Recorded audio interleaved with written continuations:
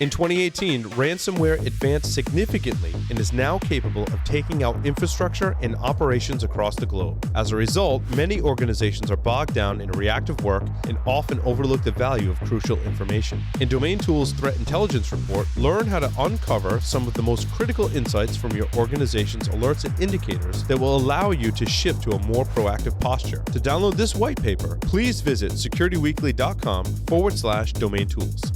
Let the team at Black Hills Information Security test your defenses. With over 10 years of experience in penetration testing, red teaming, and threat hunting, the testers at Black Hills will help you find the holes in your security before the bad guys do. The team at Black Hills cares about educating and sharing their knowledge by creating countless blogs, open source tools, and webcasts for you to learn more about the tradecraft of pen testing and red teaming. Visit securityweekly.com/BHIS to join their mailing list and view the latest blogs and webcasts from Black Hills Information Security. Recorded Future. They help security teams make more confident decisions faster. Recorded Future's technology automates broad collection and analysis of cyber threat data and delivers the rich external context you need to understand alerts and emerging threats. With real-time threat intelligence from Recorded Future, security teams respond to threats 63% faster and find undetected threats 10 times quicker. To get started, go to recordedfuture.com/securityweekly and sign up for the Recorded Future Cyber Daily. Every day, you'll receive an email with the top results for trending technical indicators, cyber news, exploited vulnerabilities, suspicious IP addresses, and more. Subscribe today and stay ahead of cyber attacks. Welcome back, everyone, to Paul's Security Weekly. This is the security news. Quick announcements. Security Weekly is returning to Las Vegas this August for Black Hat and DEF CON. Woohoo. If you would like to request a briefing or on-site interview or an on-site sponsored segment on our shows that we'll be recording and broadcasting live from Black Hat, we've got a ton of interviews set up. They're almost sold out. So if you want to do an interview or participate in a show with us at Black Hat, get on that, because every week, like, I ask the team, like, how many are there's like one slot left at this point. Nice. So our sales team and collectively as a team have just been doing an awesome job all across the board. I had this crazy idea. I'm like, what if we had like 2 recording rigs and we got space, and everyone it was a complete team effort to get to this point, and we're almost sold out. So it makes me so happy to be at this point. And basically it's the Security Weekly style. I'm like, I want to go to Black Hat and just like hang out in a suite and just like do cool, dirty stuff and drink Bloody Marys, and there you have it.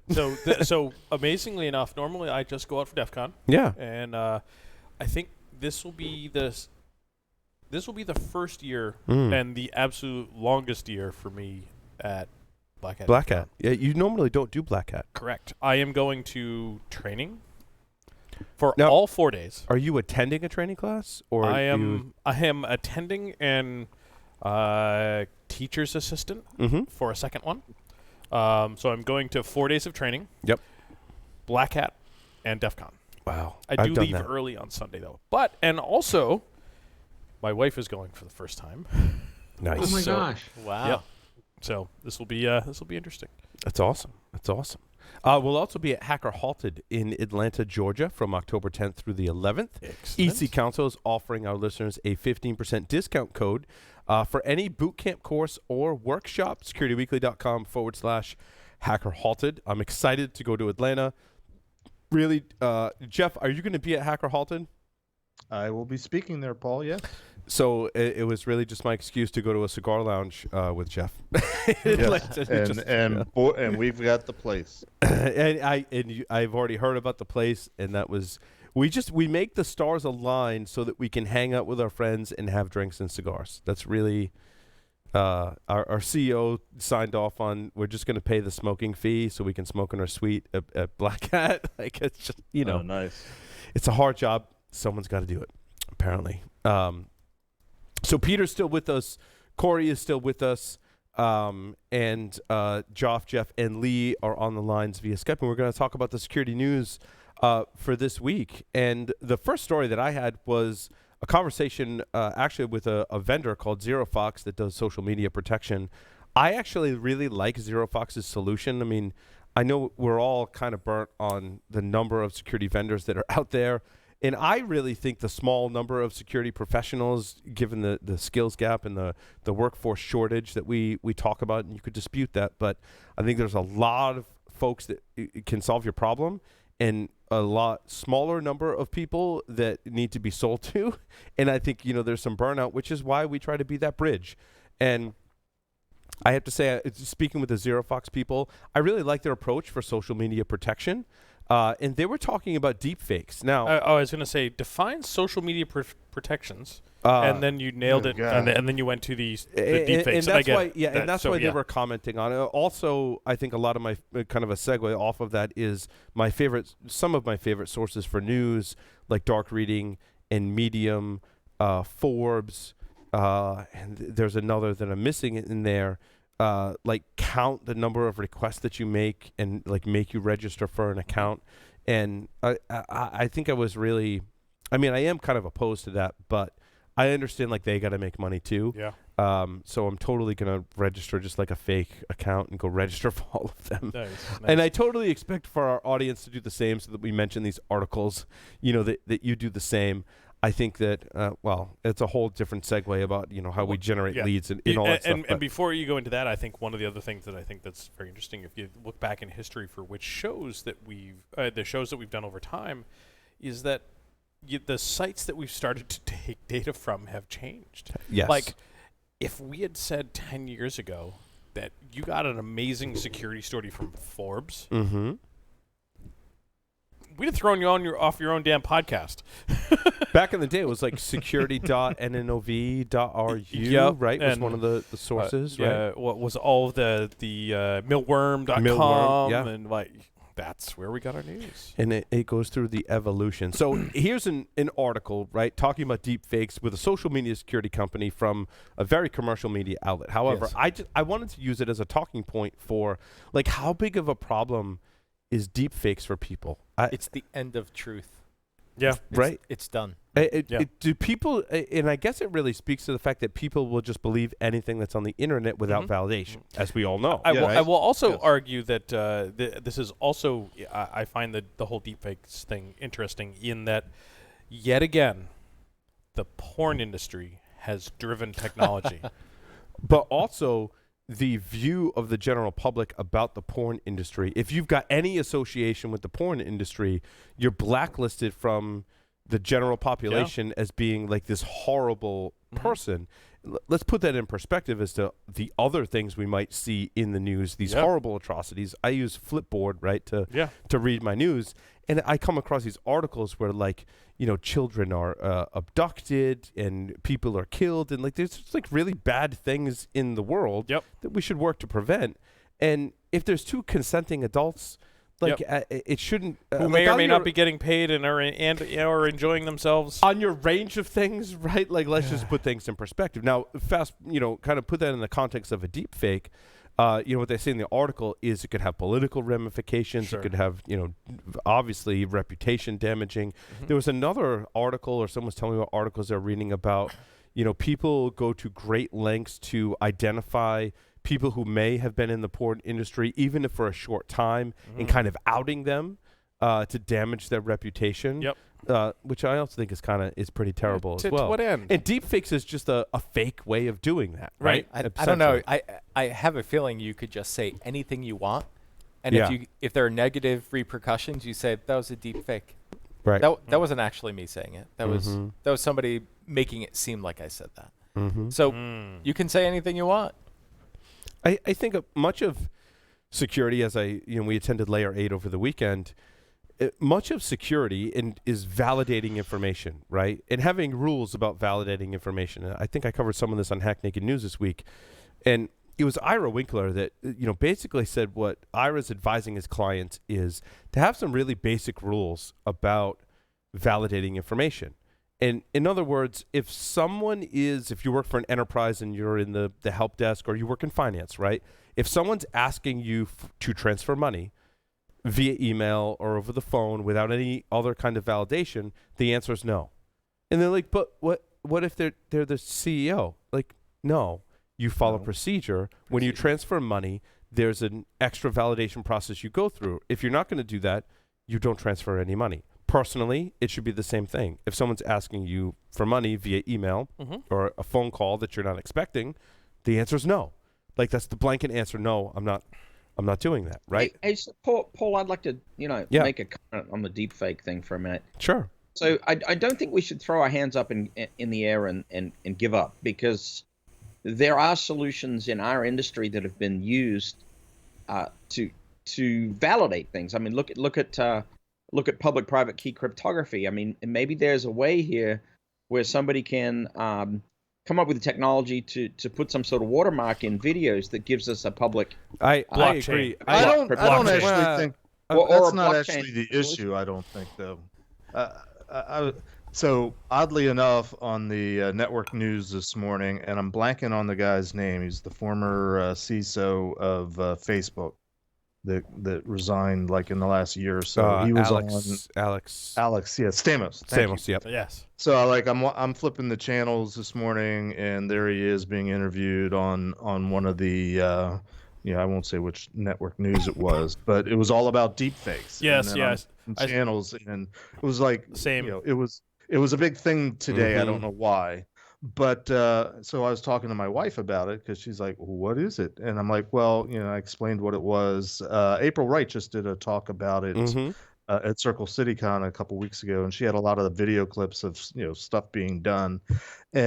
But what I was saying, and what I think what I learned from April's talk is, while the technology is getting really good and it's hard to tell what the deep fake is, it's possible to tell what the deep fake is. The problem, though, is there's so many freaking people out there that will just see the video on Facebook or social media or whatever, and go, that's real. Just buy it, and they're like, oh, that's real, that's him. Yeah, the informed viewer will verify it. That's it.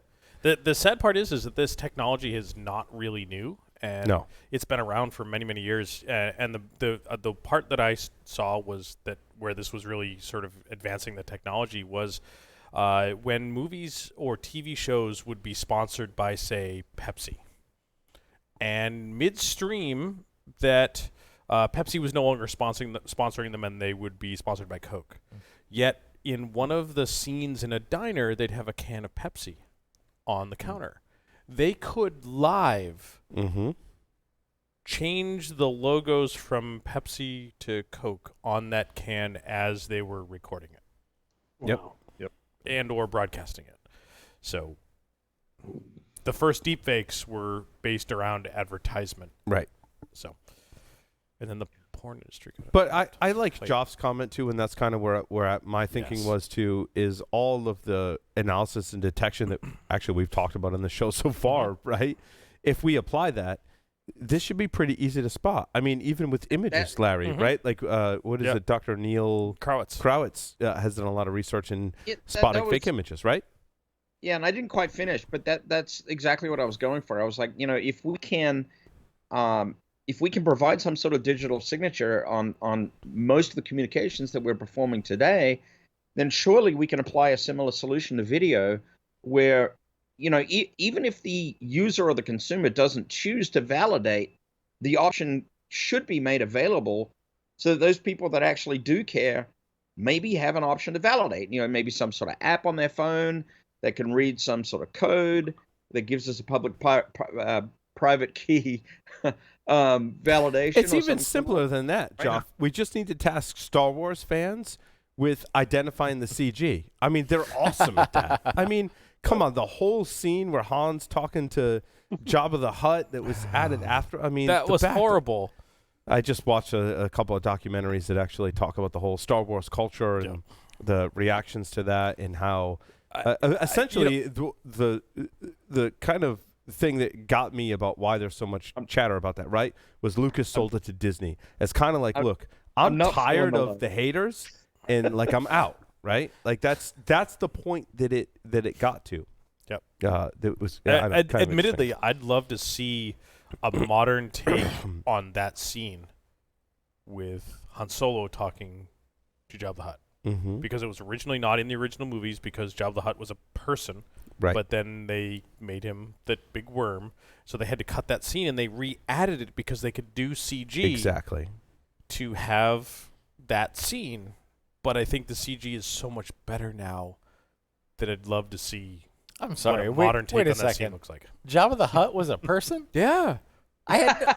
Oh my! Yeah. You're blowing my mind here. Yeah, in the original strikes, Jabba the Hutt was an actual fat guy in like furs and that type of stuff, and it was very much along the lines of that they had to give some foil for Harrison Ford to actually communicate with, like had to look at the eyes. And I see. So they I had see. a person stand in for that, and they weren't sure I whether see. they were going to replace that with some worm, or it was just going to be Jabba the Hutt as the person themselves. So it's sort of like in Avengers, Thanos. They've got this big, like a person wearing the outfit, and they Yes. put where the eyes are so the actors can Yes. actually look Yes. at Exactly. it, and then they Exactly. replace it. Okay, Exactly. I see. Exactly. Yep. But they had him dressed in character so that they had that option of using that character for future scenes. Makes And sense. inside, they decided to go with the big rubber worm. Okay, I still didn't finish, but what I was trying to say is Coach off. there's got to be a technological solution that can assist to distinguish between deepfakes and authentic video, and I think there is. I really do. I agree, Yep. Joff. I think, Joff, we're in a typical whack-a-mole type of situation where the technology is advancing faster than we can validate the output. Sort of along the lines of like what we used to have with antivirus, and that the viruses would evolve faster than we could. I verify always whether they're say viruses when or I not. worked at university, years ago when I did all the university work and I dealt with PhDs, which I often call person having difficulty, and I love them, don't get me wrong, but I used to say technologies is exceeding our humanity, and now we roll forward some 10 years from then, and technology has definitely exceeded our humanity by a long shot. Mhm. It's way out there now. One of the I big also, problems. Sorry. Well, Go I ahead, was just Jeff, going and to then agree Peter. with Joff real quickly, but I think the issue is ultimately going to be who is going to be, running the algorithm or doing the, the watermark check or whatever, and it's going to fall down to social media. And we're already having this, big societal debate about, Facebook and Twitter and the whole fake news element of it. This is just taking it to a whole different level. And what's ultimately going to happen? Are all these companies going to take responsibility and do it because it needs to be done, or is there going to be some sort of regulation that comes along? Is the government going to step in? But the technology I think is there, or it can be there.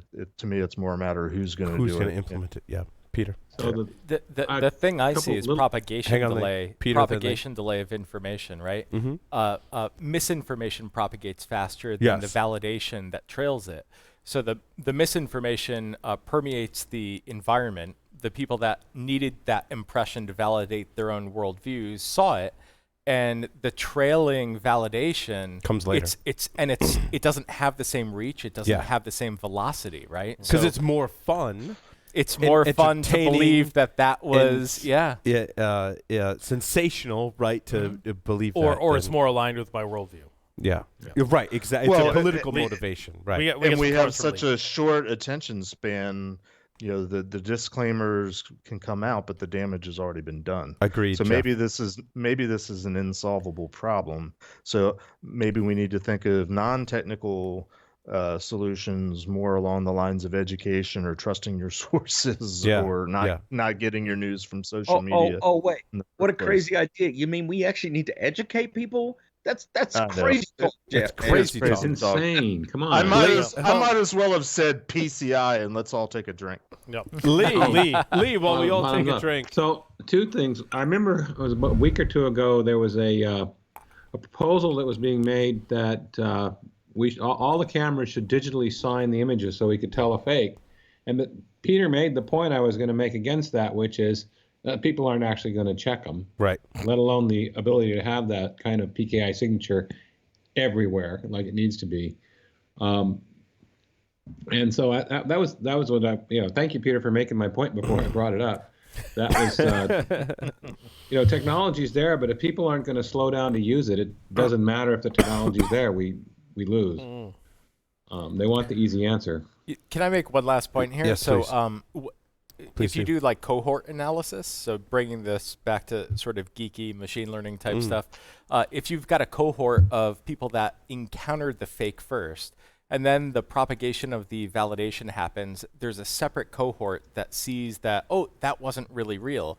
The question is, what is the overlap of that? And my guess is that it's a very small percentage of the people that encountered the fake first that will ever even hear that wasn't real. It's true. They just won't even hear about it. Back in the day when, family and friends used to send emails about some scam, and you'd look it up on Snopes and refute that claim, it's exactly that. There was a larger percentage of people that would go on believing the lie, essentially.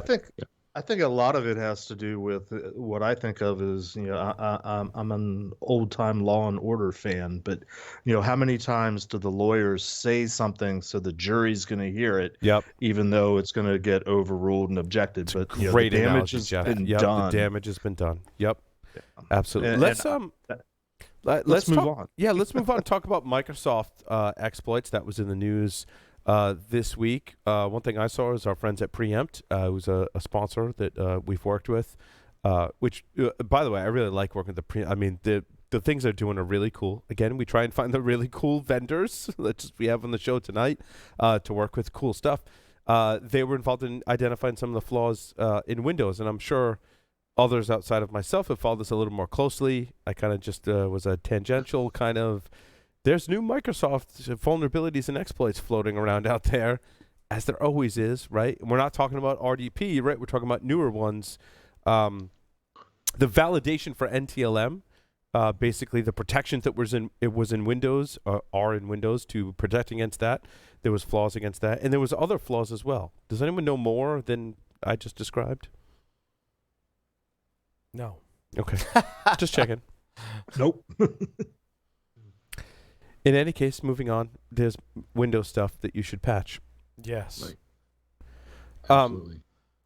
One of the things that along these lines, given that there are new and older Microsoft vulnerabilities that are being exploited, one of the articles I found was that email attacks executing code using an old bug is a thing.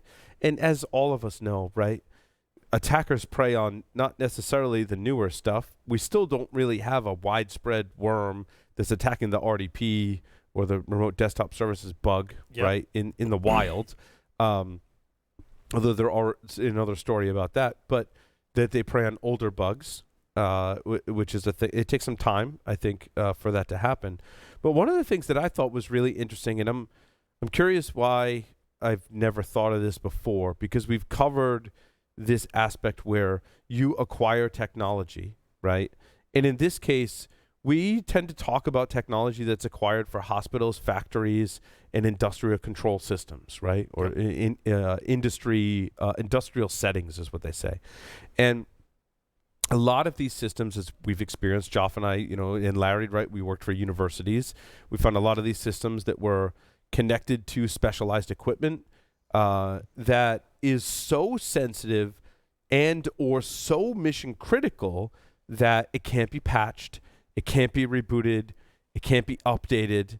It just has to live as is because it's serving such a mission critical function that you can't touch it. My whole question is, when we talk about, well, there's a new patch for Windows, as we've had lots of those in the past, and a lot of them you're going to have to patch in the future, even this week that was released. My question is, why in the world would you choose Windows for this? If you've got something that mission critical that can't be rebooted and can't be patched, you know that the Windows operating system by design requires that you apply patches that could impact functionality greater, I think, than some other specialized operating systems, and also that those patches require that you reboot the system. If you have a scenario that's attached to a system, let's step outside of security and just talk about your design and architecture choices. Why in the world would you choose a solution, whether it's written in-house or acquired by a third party, and go, you know what, we're going to use Windows for that, knowing knowing based on history, not even recent history, but a long history, that Windows requires that patches are applied that affect functionality and impact the system, that also require that the system be rebooted. Why would you choose Windows for that? Well, that said, why would you choose macOS for that? Sure. And if you patch the kernel under Linux, you need to reboot it. So why would you? Sometimes. So I've But got they, part of the but answer, they Paul. did. I've worked a lot on software choice committees, let's call them. And we've gone through and we picked the solution we want, and then we come down to what to deploy it. Are we going to put it on Mac, Windows, Linux? And it comes, and we want to put it on a Linux or Unix derived because we can be a little more granular with our patching and our updates, and there's different options than with Windows. And then it turns out, where's the vendor has a port for Linux, but the product that works is the Windows version. So if you want what you're paying for, you got to put it on Windows. And we kind of say a few curses and have to go down the Windows path, and it blows. I mean, it's horrible. But that's where I see cases where we've had to do it and we've hated it. Yeah, and I think also my analysis too. I'm not ignorant to the fact that cost plays a factor, right? And you're evaluating multiple solutions, and it probably turns out that the cheaper solution is available on Windows, right? And that's the driving factor. But what you don't realize is you're going to pay back those cost savings over time when your system gets ransomware because you couldn't apply a patch. So you're going to pay that someday. Well, we could have the same discussion about cloud versus on-premise to some degree. Windows is pervasive at this point. Some salespeople over time did a great job of getting it out there, and now people are accustomed to using it. That's what all their staff is. So there's a perception, I think Lee's alluding to it, that it's an economic issue ultimately. Well, that's a great point, Jeff. And I also, I think we'd be remiss not to mention, was it Steve Ballmer, right? That was like developers. Microsoft enabled so many software companies and encouraged them to develop software on Windows, right? That was how they developed a lot of their market penetration. Even Windows desktop aside, develop software for Microsoft, right? And so now your options, there may not be another alternative in the software that you're choosing. It may be that small software company that made that software for that specialized device, it only runs on Windows because developers, right? Right. And here we are. But I think moving forward with the technology we have available today, I hope that this problem gets better, right? That we make smarter choices, take into account the requirements, which are this system has to run, it has to be resilient, not just to attacks, but to things like maintenance and patching, that it has to run, that we should be able to apply patches without having to reboot, without having impact to the application. I mean, one hopes that containers, virtualization, and cloud enable that, but let's be frank, not everyone's there, right? I mean, there is so much legacy code, ourselves included. I think one of the lessons I've learned in the past couple of weeks is, ourselves included, we've got legacy software, right? And things like security and resiliency take a back seat when you're trying to implement functionality. And that's something I don't think you fully realize until you're responsible for an application and you go, oh, crap, like I got to go from Python 2.7 to 3. And as Joff and I were talking this week, Joff's like, you 8,000 lines of code, dude, like in your application, you've got some, that's a huge part of it. So while we're working on that, we're not fixing any of the other systemic or security issues that are with our code. Or new features. Or working on new features, exactly. Well, and we're back to the conversation we've had, in the past in terms of resiliency, where you've got companies out there that have made heavy investments. And, it's nice to say, well, when you upgrade, change to something that's a little bit, not what you've been using. But that's a major investment. And again, it goes back to the economics of it. And it's that long tail too. In my town, we're talking about septic systems versus sewer, right?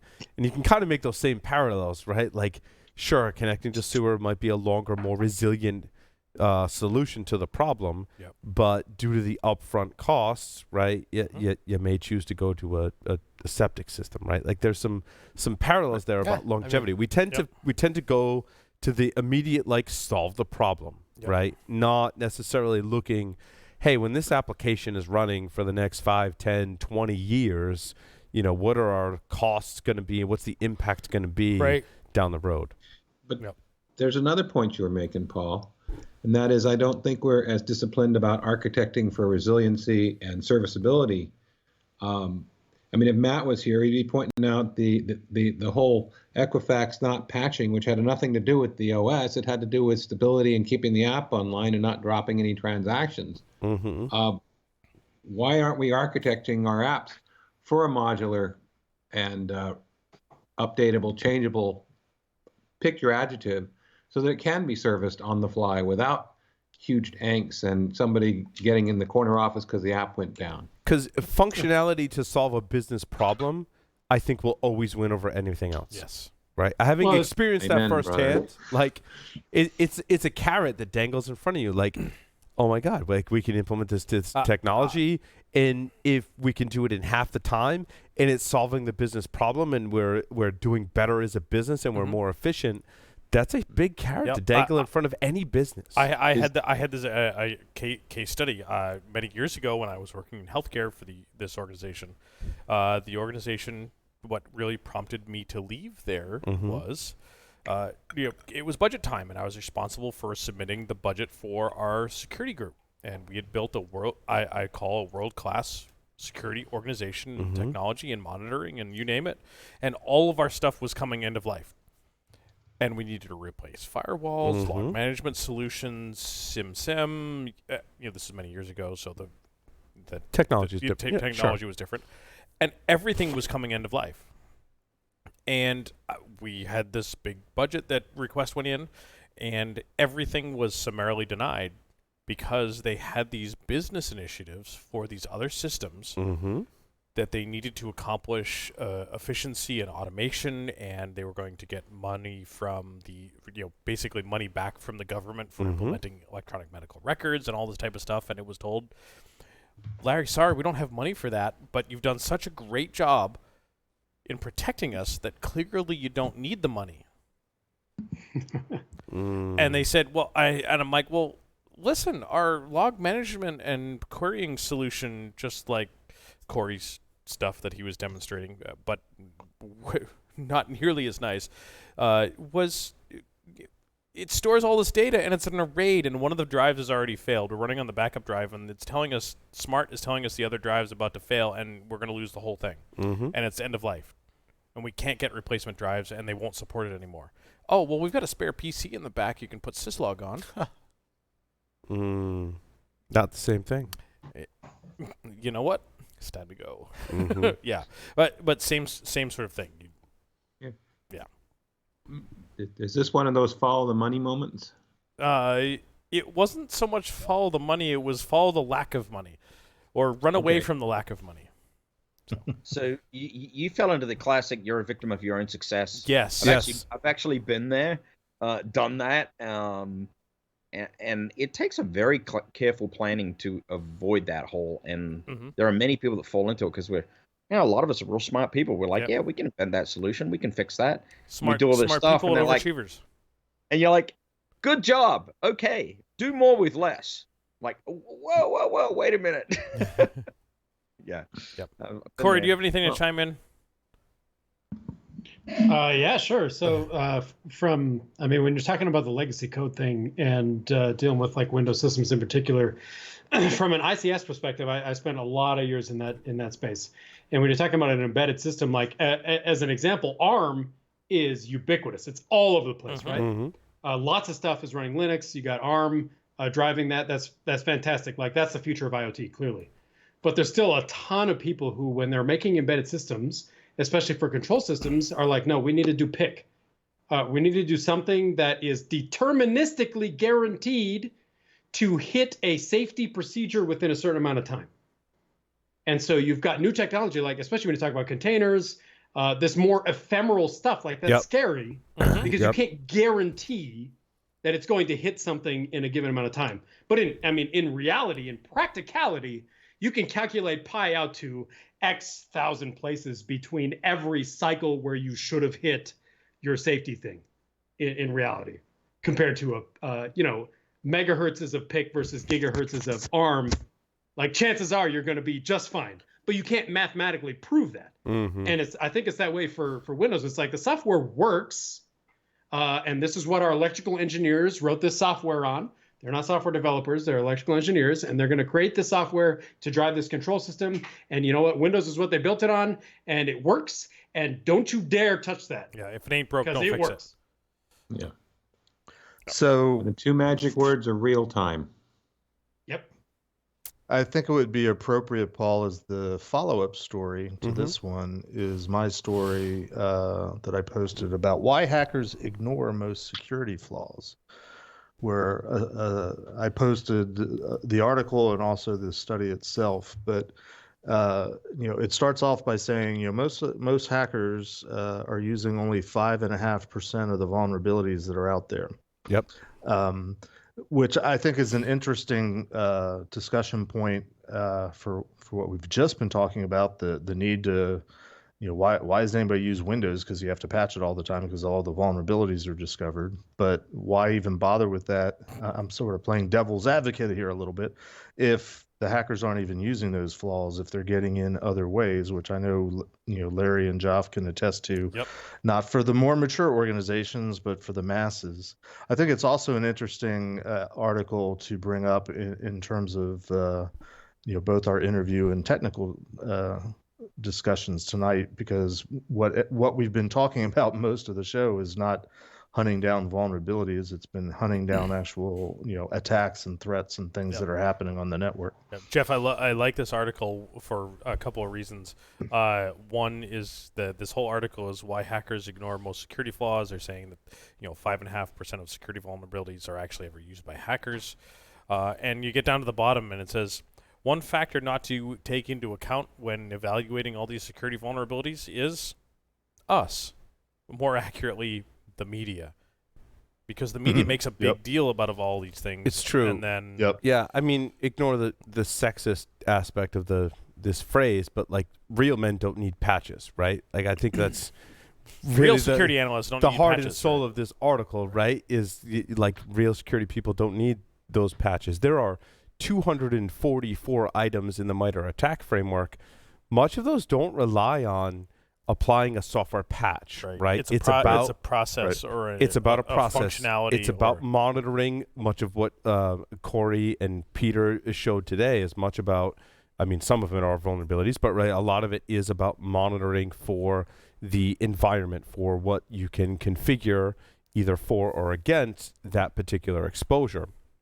And that was one of the things, when we worked at Tenable, Jeff, that was one of the things. I'm like, yes, vulnerabilities are a thing. Like, yes, if you have a really blatantly exposed, easily exploitable vulnerability, sure, that's going to be bad, right? But the other things that you should take into account extend beyond a software vulnerability. It's about the configuration or the exposure of that system. And if you harden your systems and monitor your systems, and the MITRE attack framework has done a great job, I think, of marrying those attack techniques that we know and love as security people and security researchers with things that defenders should do to defend against them, that maybe doesn't require a patch. Could you get by with running Windows XP if you did all those other things, right? You don't have patches as something you can lean back as a crutch. What else would you do? And I think, Jeff, correct me if I'm wrong, that's kind of what the article is stating, right? It's kind of what the article is saying, and it's kind of what I've been saying in a talk I give this year. Maybe we need to get over this whole addiction to vulnerabilities, and of course that upsets our entire industry. And no more is it encapsulated than in this article where, and it's funny you mentioned Tenable because they have Renault quoted it towards the end of the article. I will also add they quoted Katie Masuris. They did, but when I read the article, I'm thinking, Renault is going out there, and of course they're pushing a new technology, but he's going out there and saying, look, there's too many vulnerabilities and nobody can deal anything with them. And I'm thinking, my God, Nessus, more than just about anything else, has built its reputation on finding all the vulnerabilities. And it reminds me of, and I just watched this on Netflix maybe a month ago, the movie Apocalypse Now, where there's a scene where You just watched that a month ago, Jeff? That movie's been out for a while. Well, I watched it many years ago. I rewatched it recently. Okay. And there's a scene that I always remembered from years ago where I love the smell of napalm in the morning. Is that they're going up river, and they're in their little river attack boat, whatever it was called, and they come across a family that's on a boat. And there's a whole bunch of, I guess they're in Cambodia at that point, and there are a whole bunch of people, an entire family, men, women, and small children, and somebody twitches, and all of a sudden they're just blasting everybody. Lit 'em up. Machine, everybody. They lit them up, and then they get on the boat, and they're checking everybody, and one of the people, they get a pulse. They're like, this person's still alive. We got to do something to help them. And the the main character goes over, pulls his pistol out, and finishes them off mercifully. And it's like, we don't have to deal with that. I mean, but it's like they created the problem, and then they're trying to fix it. Yeah. Forgetting the fact that they caused the problem in the first place. That's what I see here. Mm-hmm. Well, that might be a one little of the bit interesting deep. things I thought. It's very deep, Jeff. My I number like two it, though. story about the Gold Brute botnet, which has got some crazy 1.5 million RDP servers it's compromised. It's not using the new Bluekeep. It's using old vulnerabilities on exposed RDP that people are caught on, that maybe we shouldn't have all that RDP available to the internet. It's just another example of what we're saying. We're not doing the basic hygiene. I think that's attackers going, wow, there's a new RDP vulnerability. And the media reported, and all the security researchers said, there's all these exposed RDP services. And the attackers were like, if I use an exploit, someone's going to develop a signature. Yep. It's going to be like a bad day. But you know what? It's really hard to develop a signature in defense against me just brute forcing the password. So they're like, well, if there's that many RDP servers available, I'm just going to go for the low-hanging fruit. And that's my analysis, of that. And working at Tenable, it's interesting, Jeff, to your point earlier, that while we were a vulnerability scanning company, right, it still very much is today, having spent 7 years at that company and evaluating all the other vulnerability scanning products, they're not just about patchable software vulnerabilities. They're finding a lot of other conditions that don't have a CVE attached to it. And I actually did that analysis in the lab. And being close, obviously, to Nessus, and very, very close to all the plugins. I had all the developers, Renault included, at my disposal. I could ask them a question at any time. The number of checks that were, and the extensibility of the checks that were there, that could find a air quotes vulnerability that wasn't necessarily tied to like a patchable condition. Right, it was a configuration error or a policy problem. Or some systemic problem that was just, an exposure by design, right, is there. Yeah. I think that's one of the most misunderstood things, and something I evangelize in addition to our ability to check for vulnerabilities. I'm like, you can find, like, there's a lot of cool things you can find with these products that step outside of the vulnerability. Like, is there a process running that didn't come from your package manager on Linux? Like, that, to me, that was cool. That there's no CVE for that, right? Yep. And there's a lot of things like that that can check for those kind of conditions. Peter? Yeah, it seems like the last story and this story are so related, right? Compensating controls are in large part the answer that you're looking for, right? It's not just enough to patch the systems. It's not just enough to implement best practices on configuration, password management, account management. Having compensating controls in place that can control access to the attack surface can mitigate a lot of these threats. And on the other side of that is like what we were looking at with that log collection, doing the analysis on what's happening after the fact, after the connection is established. Stop things from connecting, and the things that do connect, see what they do. If we had one system to protect, right, we would have, I think we'd be pretty successful in defending that one system. We wouldn't necessarily need patches, especially with the tools like Peter and Corey talked about today. Like, we'd be all right. Like, but enterprises today have tens of thousands of systems, which is why I think rightfully so, we do evangelize you should apply patches to reduce your attack surface. And I think that helps you get to that scenario where what you have to defend against is much less, right? But on the flip side of that, again, if we had one system to defend against, I mean, we could give many of us on the show and listening one system to defend that isn't on the latest version of patches. If that was the only system you had to worry about, you could likely defend that against a number of attackers. Absolutely. And just some people might get in, but you might detect them really fast. Yep. Right? There was unrelated story, Paul. Yeah. If we're going on to another story, there's Let's one do that it. both you and Lee put in that I thought was actually kind of fascinating. Was the mystery signal shutting down keyless fobs in an Ohio neighborhood? That was from Lee, and you had one in there too. Yeah. So there was basically what was happening is in this area, people's key fobs for their cars weren't working anymore. And garage door openers and all that type of stuff. Garage door openers, all this stuff just not working. And it turned out a guy had put in a security system, and he was broadcasting on, what was it, 315 megahertz, which is the same band. He didn't, I guess, realize it was a licensed band that he shouldn't just be using, because his stuff was working, but every time N motion came off, it, boom, put out a loud signal.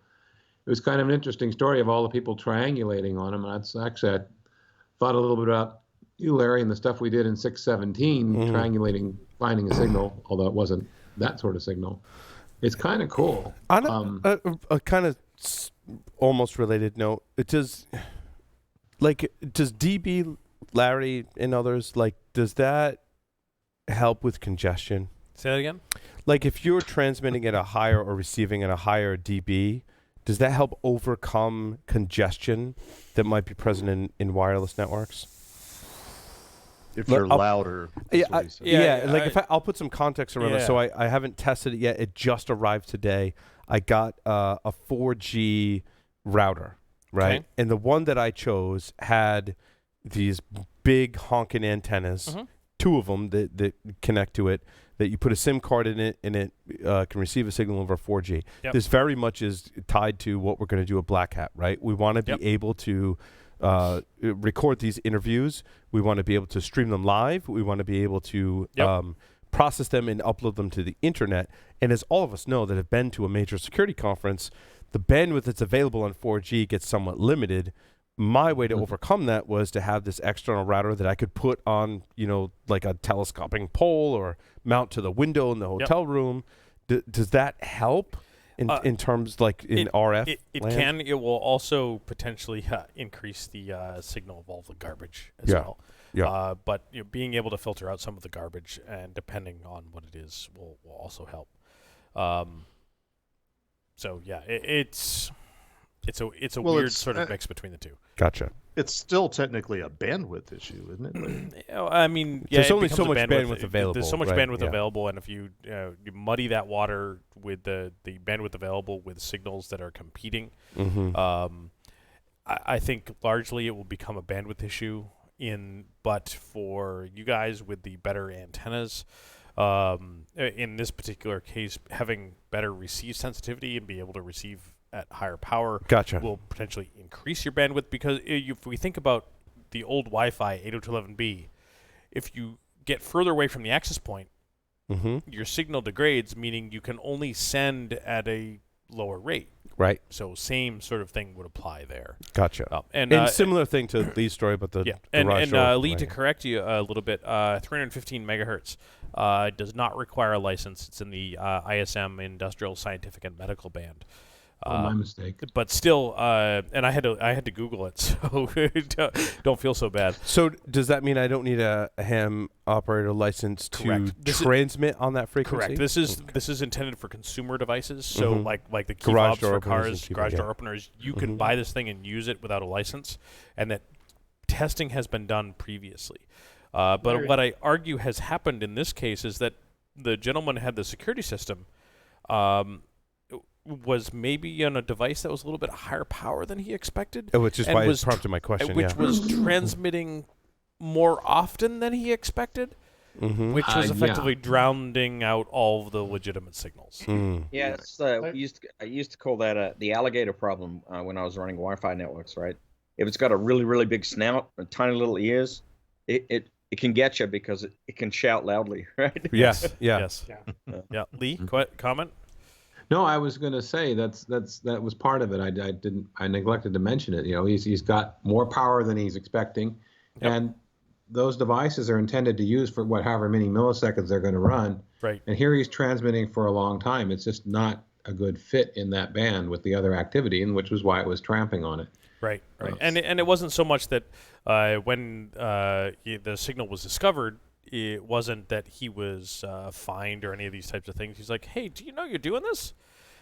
Like, you're stomping all over the stuff. And he's like, oh. And he took the batteries out and turned it off. And he was like, sorry?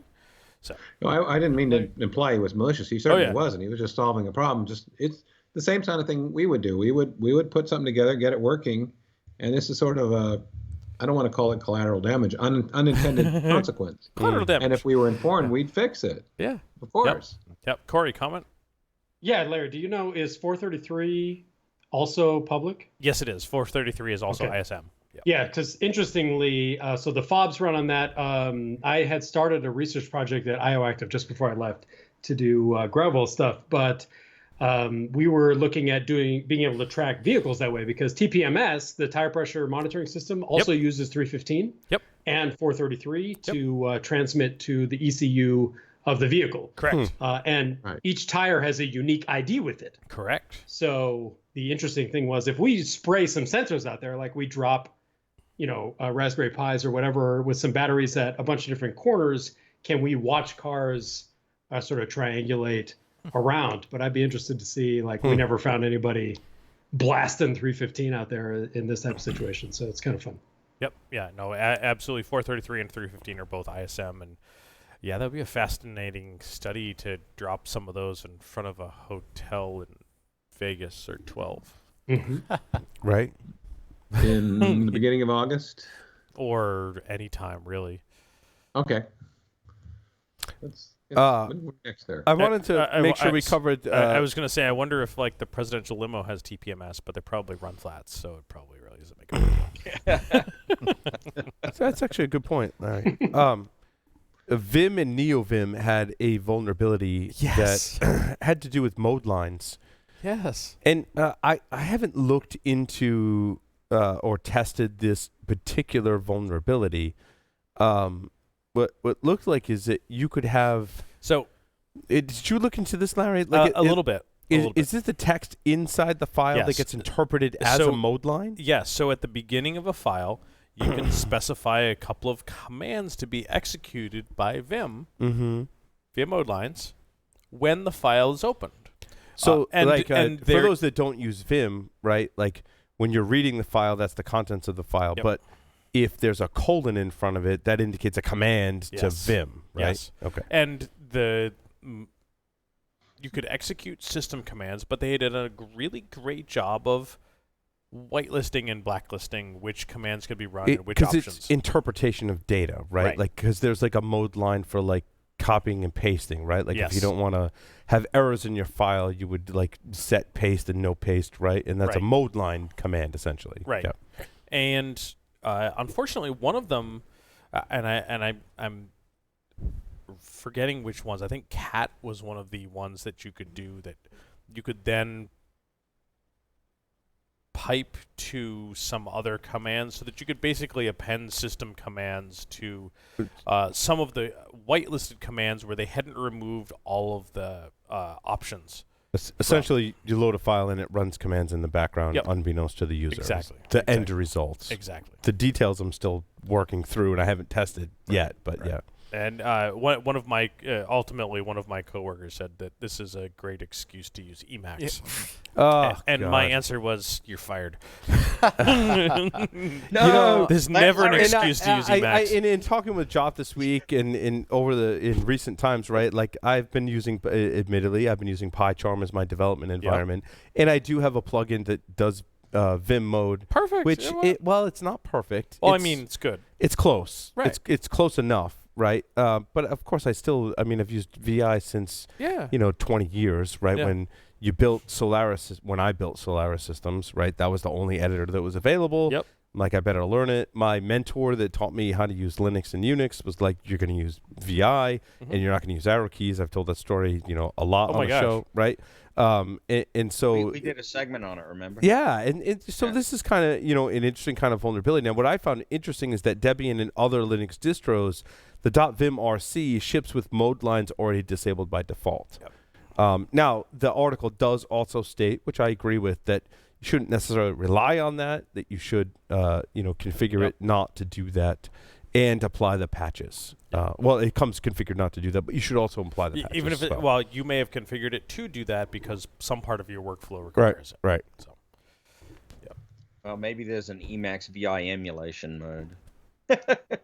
Shut your festering gob, you tit. Your type really makes me puke. You vacuous, coffee-nosed, malodorous pervert. It's just a flesh wound. Let the holy wars continue. Continue. I've had worse. Yep. Hey, shifting gears real quick. This was a late breaking news item that I saw. Congress, I forget. I didn't click on I clicked on it. Forget who the guy was, but they filed legislation to try to make hacking back legal. I saw that. Thought maybe you guys might have some thoughts on that. The kind of I don't know if the underpinnings or the underlying motivations or caveats of this is, can you validate who is in fact the party that you're hacking back, right? And this comes to determining who the attacker is. Attribution, right? Thank you. It's the word I was looking for. Attribution is hard. Attribution is hard, and it's really as simple as that when it comes to hacking back. Does ASN information work? Yeah, no. Oh my God, China's hacking me. Well, what's not to say that I haven't hacked a bunch of systems in China and using them as a proxy? So I was also watching a show that I've seen before, but I was watching Alfred Hitchcock Presents the other night. And the episode that I watched was kind of like this, where basically a couple are living in a trailer home. Not that it matters. The husband's gone off to work. He comes back at the end of the day and finds out his wife has been assaulted. And, was it by a man in a tar paper shack with only candles for lighting? It was a man in a gray suit. And so or a man in a blue T-shirt. The husband is upset, and they're driving to go to find a different place to live. They're moving their trailer, and they're driving along, and the woman's a little bit, we would know it now as probably PTSD, if not shock. But they're driving through some street, and she goes, "That's him, that's him." They pass a guy in a gray suit. So the guy pulls over, follows the guy to his apartment, breaks in, kills the guy. And he thinks he's, exacted his revenge. Gets back in the car. They keep driving along. A few minutes later, she goes, "That's him. There he is." Yep. Pretty much sums it up, Jeff. Yep. In this light. So. Well, it's so I used to be a volunteer firefighter, and a lot of fires show up in like meth houses and stuff, right? And sometimes they would set booby traps. But booby traps are illegal in the United States, at least. I don't know about other places. So I think like hackback, when it comes to attribution, is really tough because attribution is really hard. Yes. But it'd be interesting to see some legislation or direction toward the booby trap style of things. I'm not sure that the analogy directly translates from the physical world to cyber world when it comes to that type of stuff. Because if you got honeypots and you happen to leave some malware or a PDF there that included some exploits, and an attacker downloaded that and opened it, like, is that your fault or? Yeah. Well, and I think it comes down to identity, and that's an issue we talk a lot about in security today. And in my presentation yesterday, we were talking about identity, and really some of the empire's failings is identity, right? If you're on either side of the fence and you're posing as the other, your enemy, whatever side that you're on, right? It could have disastrous repercussions, right? Yep. And so one of the things, if you've seen Rogue One, that I talk about is they steal one of the Empire's Imperial ships, right? It's a cargo ship. It's a Zeta class cargo ship that they're using to steal kyber crystals, which I didn't realize in the Star Wars universe powers lightsabers, but also the Death Star, which I thought was really cool, right? But the rebels steal one of those ships, and they retransmit one of the codes that's on that ship to gain access to the planet, right? It's an older code, but it checks out. Right? It's exactly borrowing. And then they dress up like... Pretty sure it was built on Windows XP. But they dress up like Imperial officers and guards, and you've got a droid, right? And it's very much the same thing that they do. You're awfully short for a stormtrooper. Exactly. It's the same thing, right? But like in either direction, if you misidentify, friend or foe, that could be bad. Yeah. Like, what if the Empire said, well, I think you're, retransmitting a code and you stole the ship and I blow it up and it was their own people, right? Like it's the same thing in either direction. Yep.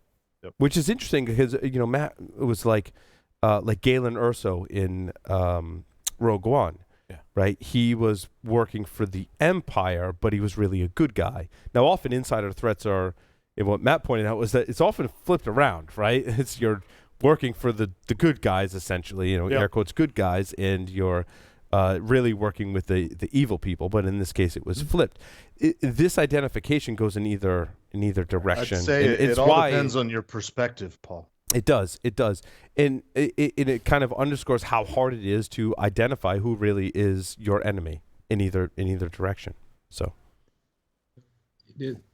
And sometimes red flags don't happen. I mean, one of my neighbors who lives down the street was the gentleman who hired Edward Snowden. He was his boss. There were basically zero red flags about what he was doing. It's a very interesting conversation I've had with him. Yep. You can't tell sometimes who's the bad guy. Yep. Spies exist in either side, right? And you may not be able to tell the day you hired him, but 30 days later, motivations change. Or years later. Yep. Sleeper cells or what have you. Not even sleeper cells, just my motivation changes. Yeah, exactly. Yep. We could have one hell of a conversation with the gentleman's name is Stephen Bay, and he has. It's a great one to have around a few drinks. He really talks about what it was like and what he didn't see and what he didn't know, and he only worked for him for 6 weeks. By the way, it was short. Any other stories that anyone wants to? Last story. Anyone? Blockchain? Oh God. No. Rowhammer? There was something in Rhode Island. Yeah, about Lee, that was an amazing story that apparently, Paul, our state has put out an RFP for folks to develop with blockchain for storage and accounting of data for like ridiculous amounts of systems where they could possibly benefit from being able to electronically sign and provide an accounting for where the data originated from and what the data state was. Sure. Maybe Kurt Schilling should start that one too. Oh God! Not again, Peter. Not again. Not again. But one the auction of all that equipment, though, I know a lot of people that got some really good equipment for cheap. Nice. Well, good. Nice. Studio 38. Yeah, that was the company. Yeah, like the Studio 38 all over again. Like, I mean, what could possibly go wrong, right? But how many times have we told people don't implement your own crypto, don't implement your own key generation, and Lee also related today. I saw something about what's it first name Wright that has the $1.9 billion in Bitcoin. Is being told by judges to comply with some Craig Wright. Last name Wright, first name Craig. Yes, comply with some orders, and he keeps trying to baffle the judges with bullshit about why he can't comply with this, and it's going very poorly for him. And is that Australia? That's that's about as much as I know about the article. That's where he was a Australian citizen. He was an Australian citizen. He was in Australia. Right. Yeah. And that's when Australian tax authorities nailed him. I didn't realize it was latest news on that. And then he went, that was like today type of thing. Interesting. In any Take case, us out, Larry. yeah, Yeah. thank you everyone for listening and watching and participating in this program. Larry, take us out. And out.